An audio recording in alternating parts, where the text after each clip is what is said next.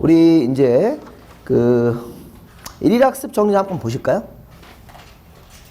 자, 우리 수업을 하면서 거기 이제 가로 안에 들어갈 말들이 있겠죠?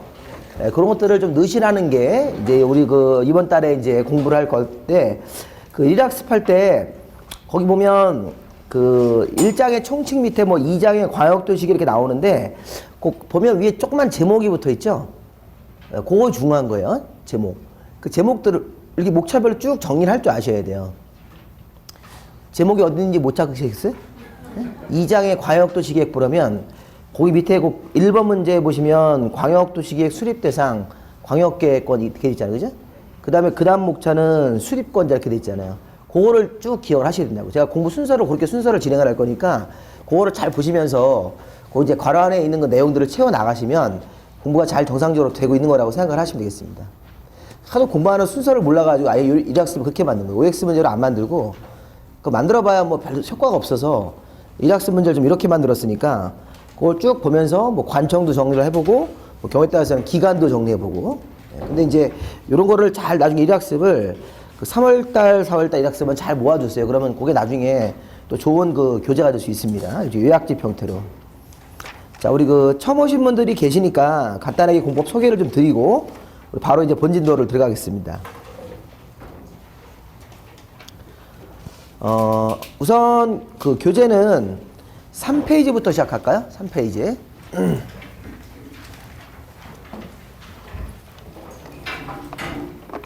우리 부동산 공법은 뭐 다들 아시겠지만 공법이란 과목은 부동산에 대한 규제, 공법이란 과목은 부동산에 대한 규제를 배우는 법이죠.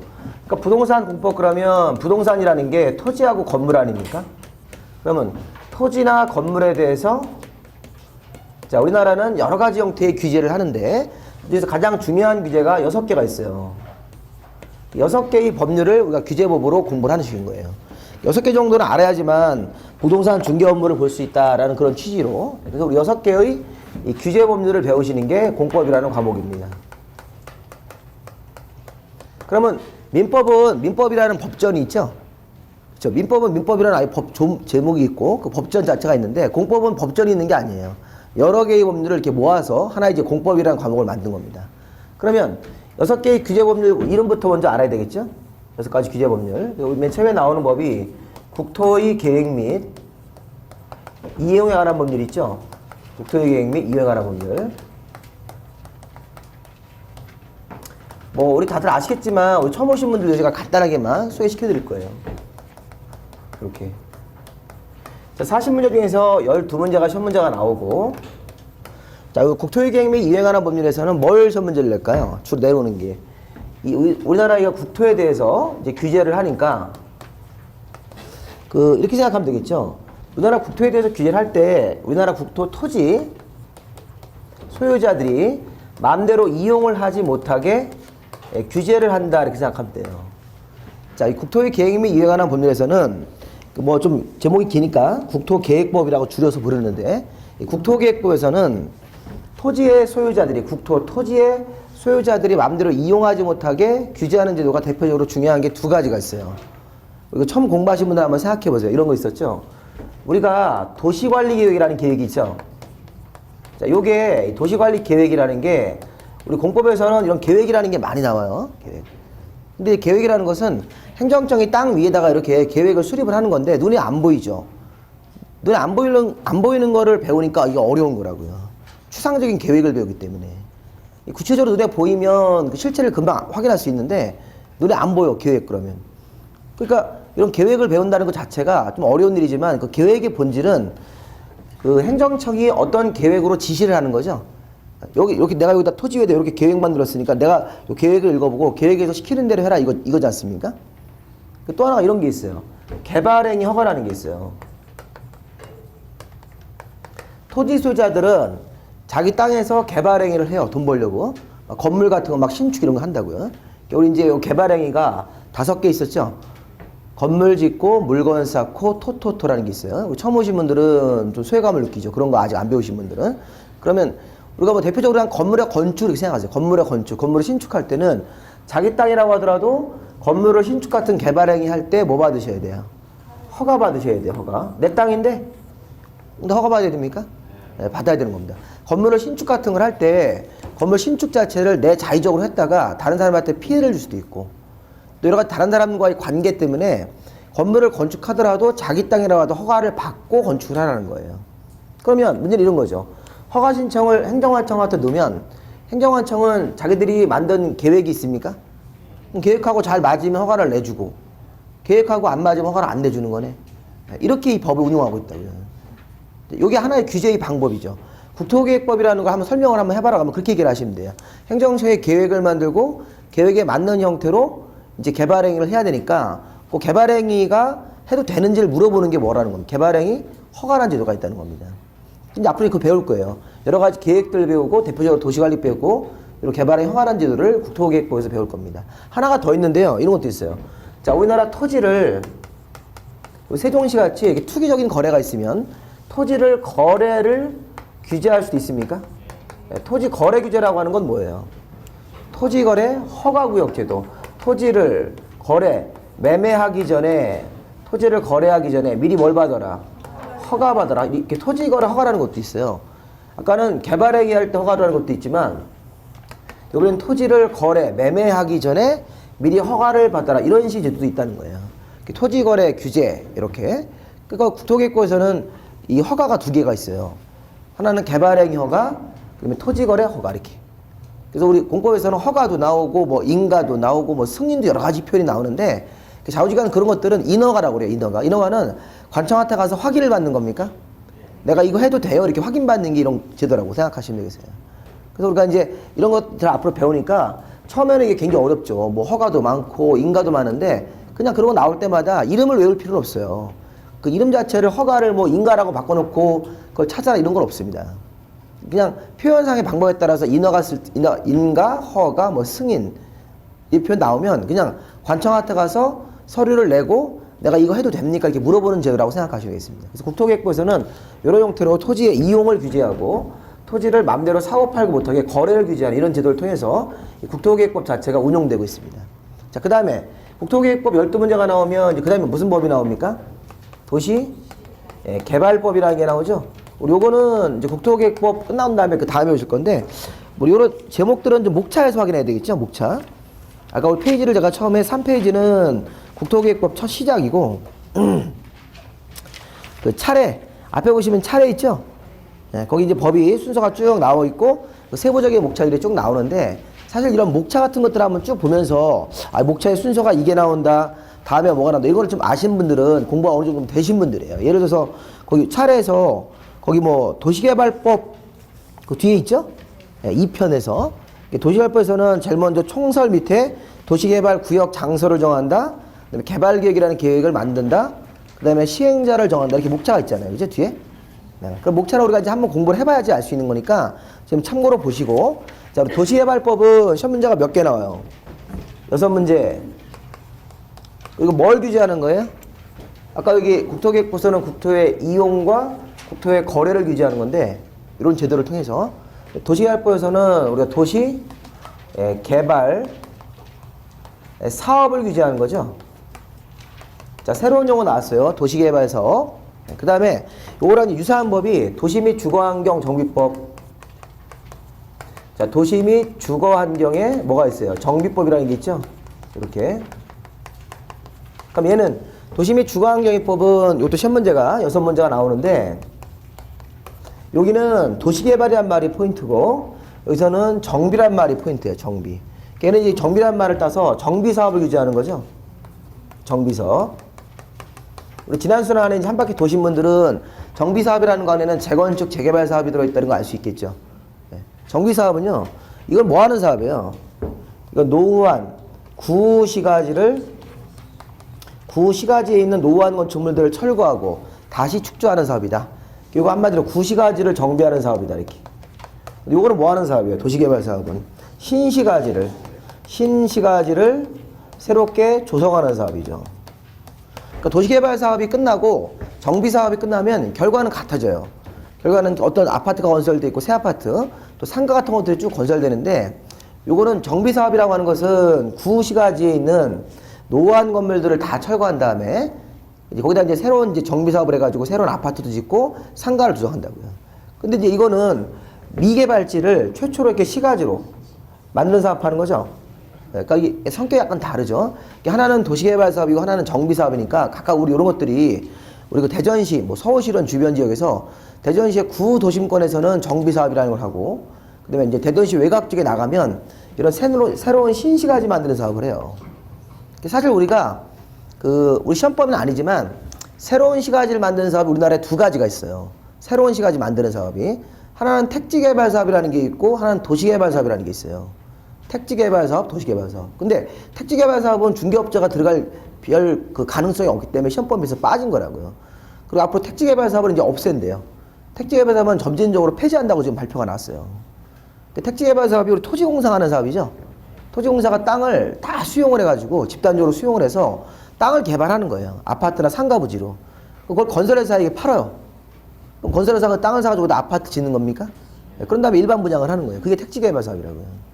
근데 이런 도시개발 사업은 이 도시개발 사업의 시행자가 아예 시가지로 개발을 해서 거기다 뭐까지 짓는 거야. 아예. 아파트까지 아예 건설을 해가지고선 뭐 수용 방식으로 사업을 하든 환지 방식으로 이렇게 사업하든 그렇게 아예 진행을 하는 거죠. 아예 땅을 개발하고 아예 건물까지 짓는 사업을 한 번에 하는 거예요. 그러니까 우리가 택지개발 사업은 이원화돼 있죠. 택지개발 사업은 토지공사가 땅만 개발하고 그 땅 개발된 땅을 건설회사에 팔아서 실제 뭐 아파트나 상가 짓는 건 건설회사가 한다고요. 그렇게 이제 땅 장사를 하는 거죠. 토지공사. 그게 택지개발 사업인데 택지개발 사업을 왜 이제 앞으로 폐지할까요? 장사가 안 돼서 그래요. 토지공사가 택지개발 사업을 했는데 다 미분양이 나버려요, 요즘에. 근데 미분양 같은 거 나면 토지공사가 빚이 많아지죠. 그래서 그 토지공사가 그래서 빚이 많은 거예요. 토지공사 굉장히 빚 많죠. 그렇죠? 우리나라 공기업 중에 최고 많습니다. 그래서 빚이 뭐 굉장히 많죠? 150몇 조입니다. 150몇 조. 그러니까 이게 토지공사 같은 사람들이 사실 그 빚을 좀 빨리 좀 이렇게 줄일 수 있는 대책을 세워야 되는데 이 정치권에서 자꾸 이렇게 무슨 사업을 하자, 서민들을 위한 무슨 주택 사업을 이렇게 자꾸 지시가 떨어지니까 토지공사 자체적으로 해결을 못 합니다, 이게. 토지공사가 완전히 이제 어떻게 보면 저기죠, 뭐. 자포자기한 상태입니다. 어차피 우리는 뭐 공기업이니까 우리 빚은 다 국가가 갚아주겠지 이런 생각을 갖고 있는 거예요. 그래서 이제 나름대로 이렇게 자구 노력을 하지만 이게 한계가 있습니다. 이게. 그래서 앞으로 이제 그런 게 택지개발 사업을 이제 안 하겠다는 게 그런 얘기예요. 해봐야 계속 빚만 쌓이니까 그런 거 가지고 이제 그래서 우리가 서울의 수도권에 택지개발 사업을 잘못해가지고 미분양된 데가 굉장히 많습니다. 택지개발 사업 할 때는 땅을 수용을 했죠. 그럼 수용보상금은 줘야 됩니까? 땅 주에도 막 보상금이 나가야 된다고요. 근데 이제 그게 개발해가지고 나중에 건설회사에게 팔아야 되는데 건설회사가 안 산다니까요, 그 땅을. 그 사봐야 어차피 아파트 건설해봐야 미분양 나버리니까 위치가 안 좋아서 그래, 위치가. 서울에 이렇게 좀 서울에서 선호하는 위치를, 서울 시민들이 선호하는 위치에다가 택지개발 사업 해야 되는데 택지개발 사업은 서울시 안에서는 할 수 있어요, 없어요? 못하죠. 서울시 외곽 쪽 나와서 경기도권에 되는 경기도권. 근데 경기도도 이렇게 수원 같은데 수원에 뭐 광교 신도시 이런 게 그게 그 택지개발 사업한 거예요. 수원이라든가 무슨 뭐 판교 이런 데서 하면 잘 되죠, 분양이. 강남에 이제 왔다 갔다 할 수 있는데 근데 저기 북부권에 저 의정부 저 사는 양주에 그 옥정지구라는 데가 있어요. 옥정지구. 그거 분양률 10%도 안 돼요. 이름도 되게 촌스럽지 않습니까? 옥정지구. 이름도 촌스러운 데다가 위치도 의정부보다 더 들어가야 되는 양주 이런 데 개발해가지고선 그러니까 지금 토지공사 거기서 이제 거기 땅 주인들은 이제 돈 벌었어. 땅 주인들은 보상금 계단에 옛날에 다 농지밖에 없었다고. 농사 지은 땅을 이제 토지공사가 다 보상을 해준 거예요. 농지가 이제 보상금이 많이 안 나가더라도 워낙 넓은 땅이 보상이 되니까 토지공사 입장에서는 보상금이 많이 나갑니다, 생각보다. 근데 그게 분양이 지금 하나도 안 되잖아요. 다 놀고 있어요, 지금 이렇게. 가보면 여기 뭐, 그 주변에 이렇게 우탈리 쳐가지고 뭐 앞으로 뭐 양주를 발전시켰다는데 발전이 발전이 뭐가 됩니까? 지금 몇 년째 지금 그냥 땅을 방치 상태로 두고 있는 거예요. 그러니까 그렇게 토지공사도 한숨 나오는 거죠. 그래서 그런 부분들이 이제 앞으로 택지개발 사업을 안 하고 이제 앞으로는 좀 규모를 줄여서 이런 도시개발 사업을 합니다. 이렇게 해서 그냥 신도시 만드는 사업을 한다는 얘기예요. 그 다음에 이제 기존의 구도심권에서는 정비사업이라는 걸 통해서 재개발, 재건축 사업 같은 걸 앞으로 이제 배우실 겁니다. 재개발하고 재건축의 차이는 뭡니까? 예, 재개발 사업은 기반시설이 열악하죠. 예, 그러면서 노후화 건축물들이 밀집하고 있다. 이거는 기반시설 자체가 열악하고, 이건 기반시설이 양호하고 이렇게. 예, 그래서 이제 공통점은 노후한 건축물들이 있다. 재개발 사업을 할 때는 기반시설이 열악하니까 기반시설을 만들면서 노후한 건물을 같이 정비한다. 그 재건축 사업은 기반시설이 양호하니까 건드리지 않고 노후한 건축물들만 정비하는 사업이 재건축 사업이다. 이런 것들이 우리 원래 정비 사업이라는 건 6개가 있는데 그 중에서 이제 2가지 사업을 대표적으로 우리가 보는 겁니다. 자, 그다음에 농지법이라는 법이 있었죠. 첫 문제, 2문제 나오죠. 농지는 우리나라에서 농지는 아무나 소유할 수 없다. 소유하는 데 규제가 있고 농지를 함부로 이용, 그 이용 자체를 그 제대로 안 하는 사람이 있으면 이용을 강제하는 수단이 있습니다. 농사를 안 져. 왜 안 져? 이렇게 물어봤더니 짓기 싫어서. 그래? 그러면 대신경작할 사람이 들어간다. 이게 대리경작이라는 게 있습니다. 그래서 행정관청이 그렇게 강제적으로 대리경작자를 정해서 대리경작을 해서 수확량의 90%를 대리경작자가 가져오겠다. 농지 소유자한테는 10%만 주겠다. 이런 제도가 있어요. 굉장히 좀 어떻게 보면 재산권 침해 그런 가능성이 커요. 네. 농지법에서 아니 원래 개인의 재산권 아닙니까? 재산권을 행사하고 안 하고는 내 자유죠. 그죠? 내가 농사를 짓는 것도 내 자유, 사실 자유입니다. 민법의 사적 자치라는 그 표현 자체에 굉장히 그런 게 다 들어가 있는 거예요. 함유되어 있는 거예요. 내가 내 농지를, 내 땅을 내가 사용을 하든 놀리든 이거 뭐예요? 내 자유죠. 네. 근데 농지법에서는 농지라는 부동산에 대해서는 이용을 안 하면 그러면 뭐 하겠다? 예, 규제를 가해서 새로운 대리경작자를 들어가가지고 대리경작자가 수확량을 반반도 안 해요. 농지 소유권을 무시하는 거라고요. 10%만 주고 나머지는 90%는 자기가 가져오겠다. 그러니까 이런 식의 대리경작의 제도가 있습니다. 그러니까 이런 것도 사실은 약간 위헌 소지가 다분합니다. 이거 너무 재산권 침해를 지나치게 하는 거죠. 그래서 지금 현재 뭐 우리 며칠 전에 간통죄 그 위헌 결정 났지 않습니까? 그러니까 형벌로 처벌하는 건 이제 안 된다는 거예요. 그러니까 민사상으로 손해상으로 이렇게. 그럼 이제 앞으로 이제 그것도 후보가 뭐가 있을 거예요? 그렇게 지금 배임죄라는 거 아세요? 배임죄? 네, 기업의 대기업 저 회장님이 회사에 배임죄로 들어가가지고 막 잡혀서 이렇게 좀 징역사고 하는 사람 있죠? 그렇죠? SK 최태원 이런 사람 다 배임죄로 들어가는 거예요. 그것도 딴 나라에서는 형사처벌을 안 해요. 우리나라만 형사처벌하는 거예요. 기업애들 혼내주려고. 그러니까 외국에서는 그런 게 없어요. 그러니까 배임이라는 건 죄가 아니에요. 그건 민법상의 손해배상으로 해서 금전적으로 배상을 해주고 끝나는 거지. 근데 우리나라는 배임이라는 게 형사처벌 대상이 된다고요. 그것도 지금 현재 논의를 해요. 형법에서 빼자고. 아, 우리 간통죄가 빠졌잖아요. 그렇지? 그렇다고 간통하라는 얘기는 아니잖아요. 그죠? 그 간통이라는 행위는 계약 위반이죠. 혼인도 계약이니까. 정조를 지켜야 될 그 의무가 있었는데 그걸 위반하면 금전적으로 상대방한테 큰 상처를 준 거 아닙니까? 그렇죠? 성실하게 혼인관계를 유지하려는 사람한테. 그러면 그때는 금전적으로 보상을 하는 문제. 그거 갖다 그렇다고 해서 그걸 잡아 가두고 이럴 필요는 없다는 거예요. 그러니까 옛날에 터키가 EU 들어갈 때, 터키가 EU에 들어갔지 않습니까? 유럽 공동체 들어갈 때 조건이 뭐였냐면 간통죄 폐지하라는 거였었어요. 유럽이란 선진국에서는 그런, 그러니까 옛날에 터키도 이슬람 문화권이 강하기 때문에 걔들도 그런 걸 해요. 이슬람이 굉장히 보수적이지 않습니까? 그런 거 하면 이제 형벌로 처벌하고 막 이랬었다고. 징역 살리고. 예. 근데 이제 그게 들어가는 조건이 그거 있었어요. 그거 폐지하라고. 형법에서 빼라고. 그래서 그거 빼고 들어갔잖아요. 그러니까 이제 세계적으로 그런 추세다 보니까 이제 헌법재판관들도 아, 이게 세계적인 추세도 그렇고 사실 그런 걸 유지하면 더 이제 이혼율이 더 높아진다고 사실은. 간통죄를 고소하면 그걸 이혼한다는 얘기지 않습니까? 그죠? 뭐 그런 측면도 있고 그러니까 이제 그런 부분에 있어서 이제 아예 그냥 빼버리자 가지고 뺀 거고 앞으로 또 그런 후보가 될 만한 게 그 형사상 배임죄라는 게 있습니다. 그 배임이라는 게 사실은 조금 어떤 회장이 회사 돈을 갖다 쓰고 막 이러는 거거든요. 그럼 그런 거를 손해배상으로 해결하고 끝나야 되는 거지. 기업을 운영하다 보면 그런 식의 약간 상황이 생길 수 있어요. 잠깐 쓰고 갖다 놓고 이렇게 해야 되는데 그런 부분에 대해서는 이제 뭐 좀 약간 논의가 있더라고요. 어쨌든 농지법에서도 소유하는 데 규제, 이용하는 데 규제, 또 뭐 하는 데 얘기냐면 보전하는 규제, 보전. 자, 농지는 함부로 개발하지 못한다. 그 다음에 이런 거 배우실 거예요. 농업진흥지역. 자, 농지법에서는 농업진흥지역이라는 용어 좀 미리 좀 알아두세요. 자, 농업진흥지역은 농사가 잘 되는 농지입니까? 그래서 보전을 해야 되는 농지죠. 우리 공법을 공부할 때는 자꾸 용어를 풀어주셔야 돼요. 농업진흥지역은 농지법에서 정하는데 농사가 잘 되는 농지로서 앞으로 계속 보전을 하자. 이게 농업진흥지역이에요. 농업진흥지역이 아닌 것도 있을까요? 농지가 그러면? 그렇죠. 농업진흥지역으로 지정이 된 거, 농업진흥지역이 아닌 거 이렇게 나누는 거예요. 농지법에서. 농업진흥지역으로 지정됐으면 이거 우리가 절대농지라고 해요. 절대농지. 농업진흥지역이 아닌 것은 우리가 상대농지라는 실무적인 표현을 씁니다. 자, 어쨌든 농지법에서는 그런 걸 배우는데 뭐 2문제밖에 안 나오니까 그게 중요하지 않고. 자, 그다음에 이제 뭐가 있습니까? 건축법이라는 게 있죠. 잘 생각해 보시면요. 자, 여기까지가 토지예요, 토지. 국토계획법, 도시개발법, 정비법, 농지법까지가 토지에 대한 규제고, 그 다음에 이제 건축법하고 주택법이라는 게 있죠. 이거는 뭐에 대한 규제?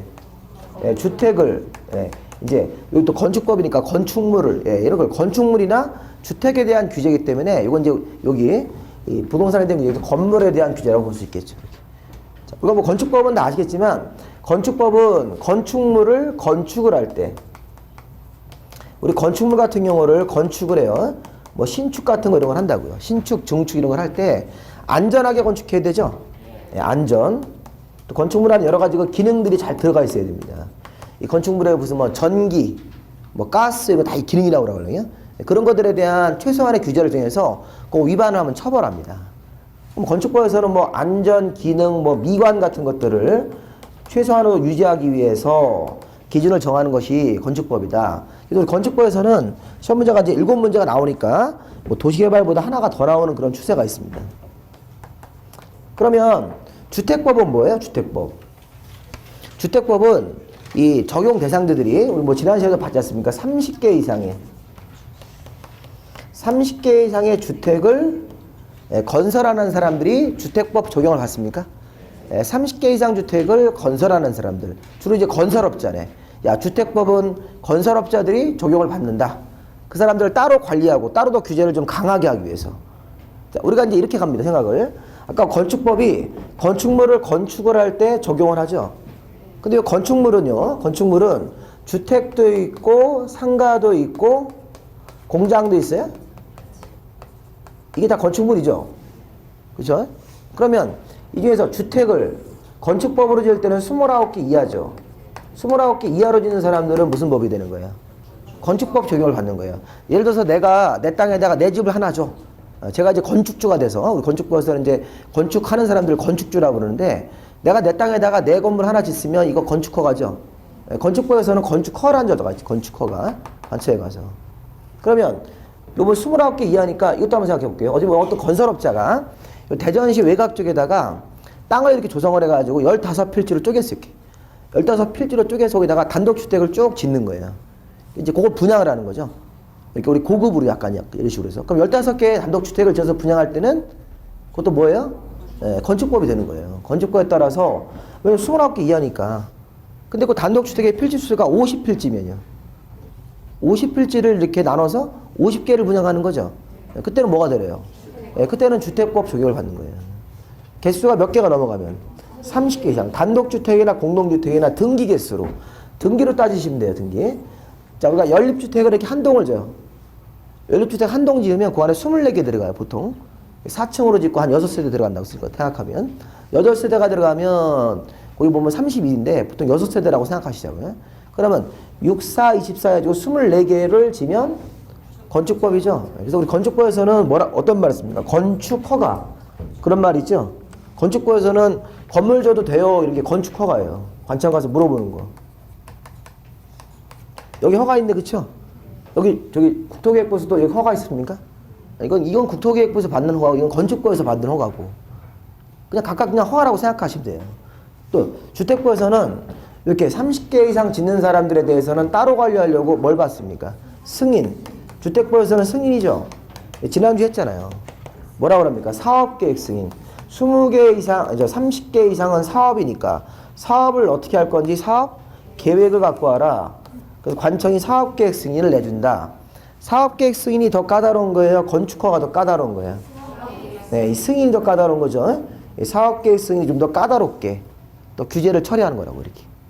이런 식으로 해서 우리가 이제 기본적으로는 이 규제의 대상하고 각각의 법률에서 이제 기본적인 어떤 형태를 정하는지를 확인을 하시면서 이제 하나씩 들어가는 겁니다, 이렇게. 자, 그럼 이제 이렇게 하고 나서 표정이 다 알고 있는 표정이신데, 그래도 나중에 또 시험 보시면 또 틀리니까 계속 이렇게 하나씩 좀 우리가 진행을 한번 해보시겠습니다. 3페이지 한번 보세요. 국토계획법부터. 자, 그리고 우리가 이것도 좀 알아야 되겠죠. 자, 우리 공법에서는 규제를 할 때, 규제는 누가 누구를 규제하는 거예요? 보통 행정청이. 자, 일반 개인에 대해서 규제하는 거죠. 근데 여기서 이제 우리가 행정청이라는 사람이 누구냐, 이걸 좀 알아야 된다고요. 행정청.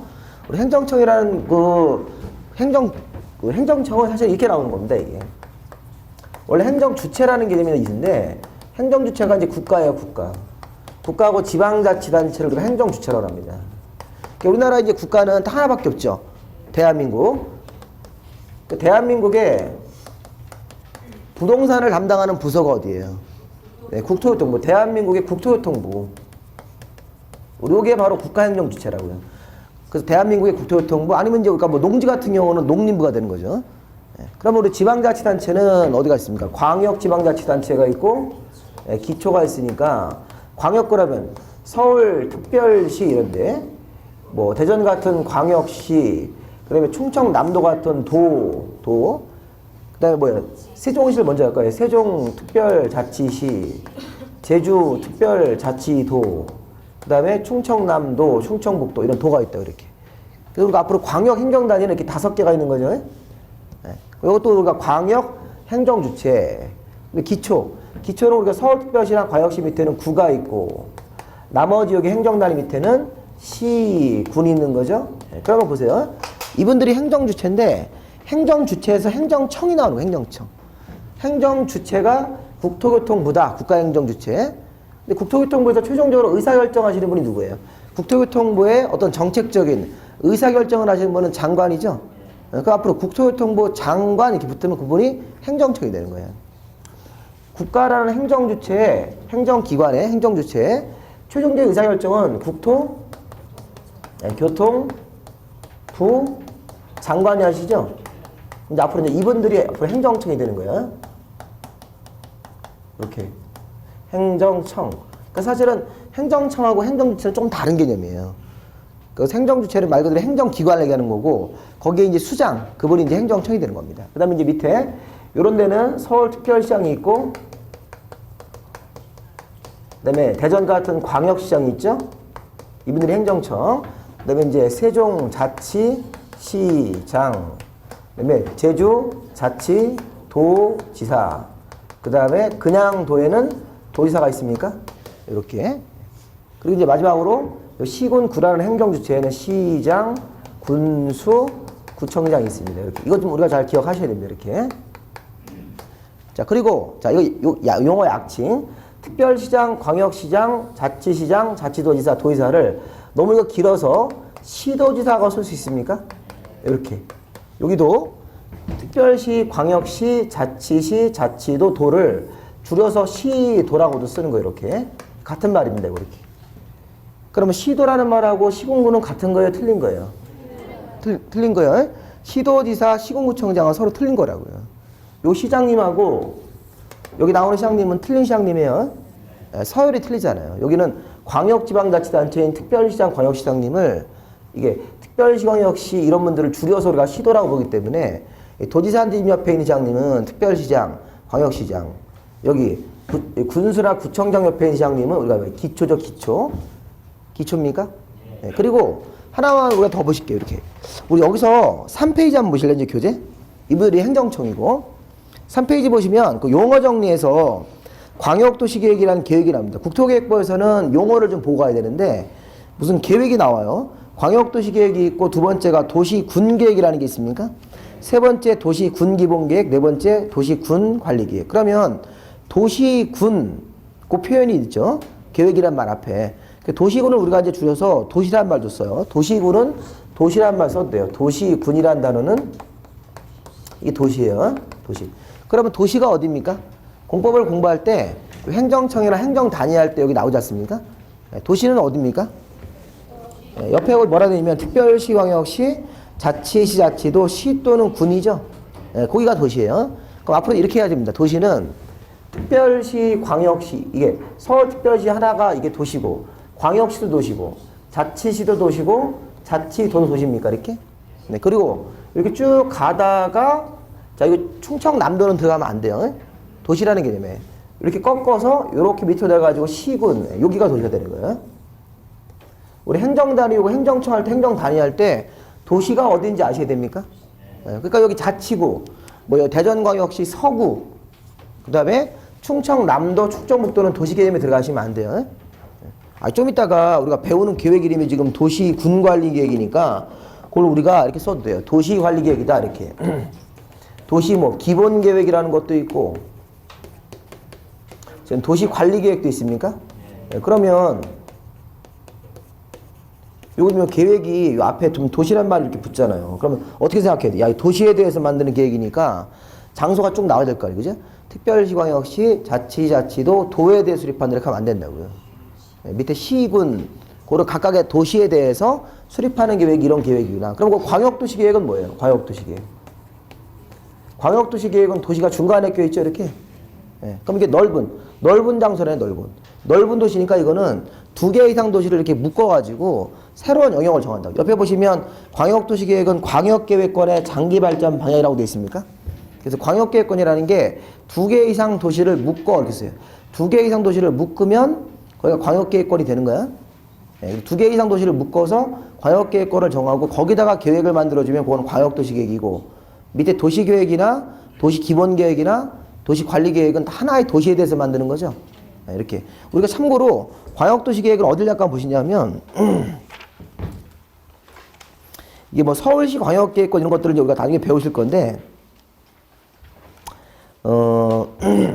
나중에 우리 12페이지 가시면 또 한번 배우실 거예요. 그래서 우리가 이 광역계획권이라는 것을 일단 그 용어부터 들어가죠. 12페이지 보시면 광역도시계획에서 거기 13페이지 보시면 광역계획권의 지정권자 이렇게 돼 있습니까?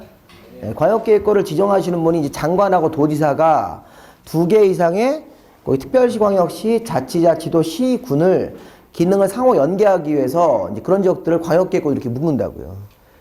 그때 나올 거니까 광역계획권이라고 하는 것은 2개 이상 도시가 묶여 있다. 자, 그러면 지금 우리 행정청 배웠습니까? 행정주체에서 행정청이라는 개념을 뽑아가지고 국가행정청, 국토교통부 장관, 광역행정청은 특광, 도지사 같은 분들, 시도지사, 그 다음에 시장군수구청장 같은 기초 행정청들이 있다. 행정청들. 이따가 그 나중에 할 건데 요 개발행위 허가는 누가 허가합니까? 요 개발행위 허가? 국토기획부에서 5가지 개발행위 할 때는 허가받아라. 네? 시장군수청장이에요? 국토부 장관이에요? 아니면 특광시군이에요? 막 나가죠? 막 헷갈리는 거예요. 그렇죠?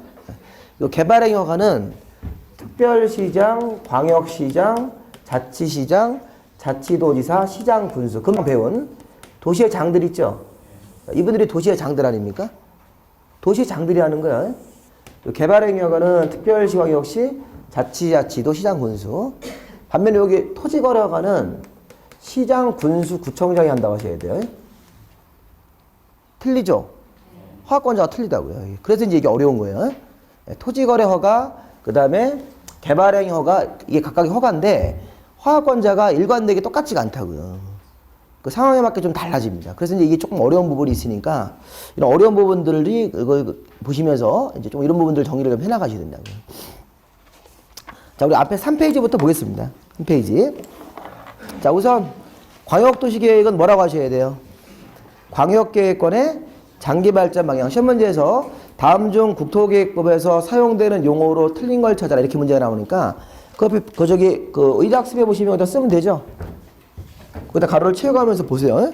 관련 내용들은. 자, 국토계획법의 1장. 자, 총칙에서. 자, 제일 먼저 배울 부분이 목적은 그냥 참고로 보시고, 공의번에 보시면, 여기 용어. 자, 첫 번째 용어로 광역도시계획이라는 용어가 있다, 이렇게. 그래서 광역도시계획은 광역계획권의 장기발전 방향이다. 광역계획권의 장기발전 방향을 제시하는 계획이다. 광역계획권. 자, 요런 지역에 대해서 장기적으로 발전 방향을 세워준다. 그리고 요 광역계획권을 시험 문제에서 광역도시권이라고 하시면 안 돼요. 광역도시권이 아니라 광역계획권. 그리고 광역계획권은 이렇게 2개 이상의 도시가 어떻게 돼 있다. 묶여있다. 그게 광역계획권이에요. 이렇게. 그래서 우리가 하나의 도시가 아니라 2개 이상 도시를 묶어서 우리 인근에 뭐 청주, 청원 이렇게 묶듯이 또 서울하고 또 이렇게 주변의 도시를 묶듯이 이제 뒤에 가서 배우실 건데 그렇게 광역계획권이랑 2개 이상 도시를 묶어서 우리가 진행을 하는 겁니다. 두 번째는 이제 도시계획이라는 용어를 볼까요? 도시계획. 자, 원래 이름은 도시군계획이죠? 네, 근데 군자를 떼고 읽어주셔도 상관없습니다. 네, 도시계획은, 여기서 포인트가 뭐예요? 도시계획은 여기 도시에 대해서 만드는 계획입니까? 네, 근데 두 가지 계획으로 나눠진다, 이렇게. 도시계획 안에는 두 가지 계획이 들어있습니다. 거기 보면, 그 도시계획은 특별시, 광역시, 자치도, 시, 군, 그런 적에 대해서 밑에 줄에 발전 방향에 대한 계획이다. 특광시군에 대한 발전 방향에 대한 계획인데, 도시 기본계획과 도시 관리계획으로 구분되죠? 네, 그거. 잘 보시면서. 자, 도시계획은 특별시, 광역시, 중간에 자치시, 자치도, 시, 군, 이런 적에 대해서 발전 방향을 제시한다. 근데 얘가 무슨 계획과 무슨 계획으로 구분한다. 도시 기본계획하고 도시 관리계획으로 구분되는 거예요. 도시 기본계획하고 도시 관리계획으로 구분된다. 자, 우선 이런 거 생각해 보셔야 됩니다. 우리가 사실은 이렇게 계획이 서열이 있는데 광역도시계획이 일단 제일 높은 서열이죠. 광역도시계획이 제일 높고 광역도시계획보다 밑에 도시기본계획이라는 게 있는 겁니다. 이렇게. 그리고 광역도시계획에 부합하고 광역도시계획에 부합하게 그리고 도시기본계획의 지침을 받아서 도시 관리 계획이라는 게 토지 위에 도시관리계획이라는 게 수립이 되고 확정되는 겁니다. 이렇게. 그러면 이 중에서 이렇게 두 가지 계획을 이렇게 묶어주면 이게 무슨 계획이 되는 거예요? 이게 도시계획이 되는 거예요. 이렇게. 두 가지 계획이 도시계획이다. 이렇게. 도시계획은 도시기본과 도시관리계획으로 구분되는 거니까 이렇게. 그렇죠? 이 정도 보시면 되겠습니다. 자, 그 다음 이제 세 번째 보시면 도시. 근데 하나 주의할 거는 여기 군할 때 뒤에 뭐라고 써 있어요? 군할 때. 그 광역시 안에 있는 군은 제외한다 이렇게 돼 있습니까? 우리 군 단위가 도 밑에 있는 군을 말하는 거지 광역시 밑에 있는 군은 이렇게 특광시군 도시를 잡을 때 인정하지 않겠다는 거죠. 그렇게 그걸 빼라는 겁니다. 근데 그거를 시험 문제에서 포함한다 이런 문제도 있었어요. 실제 시험 문제에서.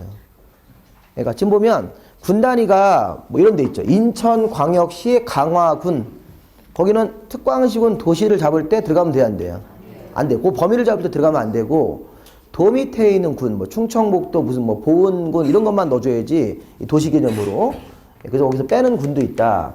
자, 그 다음에 도시관리계획, 도시기본계획 볼 건데, 자, 우리 도시기본계획하고 광역도시계획하고 공통점은 뭘까요? 장기발전 방향. 구체적으로 우리 토지 소유자를 규제하고 구체적으로 권리를 침해하는 계획이 아니라 미래에 대한 청사진을 제시하는 계획이다. 근데 우리 광역도시계획은 2개 이상 도시를 묶어서 그런 넓은 지역에 대해서 청사진을 제시하고 도시기본계획은 이렇게 묶지 않습니다. 어디에 대해서? 특별시, 광역시, 이것도 자치시, 자치도, 시군 각자 도시 안에 들어가서 각자 도시에 대해서 장기 발전 방향을 제시한다. 이렇게 도시에 대한 각자 자기 도시에 대한 장기 발전 방향. 자, 도시기본계획은 종합계획입니까? 이런 것도 있어요. 여기 지금 광역도시계획은 종합계획이란 말은 안 들어가 있죠. 근데 도시기본계획은 도시가 장기적으로 발전하기 위해서 종합적인 내용들이 다 들어가야 되는 거야. 그래서 종합적인 내용이니까 여러 가지 분야가 다 들어가 있다. 일단 확인할 겁니다. 자, 그 다음에 특광시군에 대해서 장기적인 발전 방향을 제시하는 종합계획이고, 자, 도시기본계획은 자기보다 밑에 있는 도시 관리계획 수립할 때 지침이 됩니까? 그것도 봐야 됩니다. 자, 시험에서 도시기본계획은 광역도시계획 수립에 지침이 된다. 이렇게 하면 틀린 거죠. 자기보다 위에 있는 계획에다 지침을 주면 안 되는 거죠. 밑에 있는 도시관리계획에다 지침을 준다. 자, 그 다음에 이제 중요한 건 4번이에요, 4번. 이 4번 도시관리계획을 잘 보셔야 돼요. 자, 도시관리계획도 도시기본계획과 공통점은 뭐가 있습니까? 도시에 대해서 만드는 계획이죠. 근데 차이점을 한번 보세요. 도시니까 만드는 장소는 도시관리계획도 이렇게 도시관리계획을 수립하는 장소는 특별시, 광역시, 자치시, 자치도, 시, 군에 대해서 만드는데 특광식으로 요거 보세요. 개발하고 정비하고 보전하는 계획이다. 요게 이제 위에 거랑 차이점이라고요. 하나는 도시기본계획은 대전이라는 도시가 장기적으로 앞으로 어떻게 발전할 거냐 그걸 정하는 계획이고 거기에서 지시를 받아가지고 실제 도시를 새로 개발도 하고, 낡은 도시는 정비도 해야 됩니까? 이 정비가 아까 얘기한 재건축, 재개발 사업 한다는 얘기예요. 또 환경적으로 가치가 있는 곳은 보존도 해야 되죠. 무조건 개발하는 게 아니죠. 자, 이런 것들 이제 균형 있게 해야 될 거 아닙니까? 개발도 하고 보존도. 그러면 그런 개발, 정비, 보존, 즉 이걸 뭐라 합니까? 실행이라고 하죠, 실행. 실제 실행에 옮기는 계획이 무슨 계획이다? 도시관리 계획이다. 근데 도시관리 계획은 6가지가 있습니다, 이 종류가. 자, 밑에 보시면 맨 끝에 토지이용, 교통이용은 보지 마시고 다음의 계획을 말한다. 자, 다음 각 호의 계획을 말한답니까? 그래서 밑에 보시면 6개예요, 5개예요. 6개로 새로 개정돼서 맨 마지막에 6번이 추가됐다고요. 그리고 거기 6가지 써있는 그런 내용 관계가 도시관리계획의 6가지 종류, 이렇게 도시관리계획 6가지 종류, 아니면 도시관리계획으로 결정하는 내용, 도시관리계획으로 결정을 해야 되는 행정관청의 업무가 있다는 거예요, 업무. 우리 행정관청은 여기는 6가지 말고도 다른 업무도 있어요? 있겠죠? 우리 국민들을 규제하는 방법 중에서 뭐가 있냐면 이런 게 있어요. 예를 들어서 뒤에 잠깐 페이지 한번 넘겨보세요. 거기에 6페이지를 보세요. 6페이지. 6페이지 보시면 19번에 개발밀도 관리구역이라는 게 있어요. 이거 정해지면 건물 사이즈인 건폐율 용적률을 강화를 해요. 그래서 건물 짓는 사람한테 나쁜 거예요. 밑에 기반시설 부담구역이라는 게 있습니까? 요거는 기반시설을 의무적으로 설치하는 것, 이건 좋아요. 기반시설 부담구역 들어가면 기반시설이 의무적으로 설치가 되고 그 이후에 아파트 같은 거 짓는 거라고요. 그럼 이런 제도는 행정청이 하는 업무가 맞습니까? 그때 구역 같은 걸 정하는 것도? 근데 이건 지금 도시관리계획으로 결정하는 내용 거기 들어가 있지가 않다고요.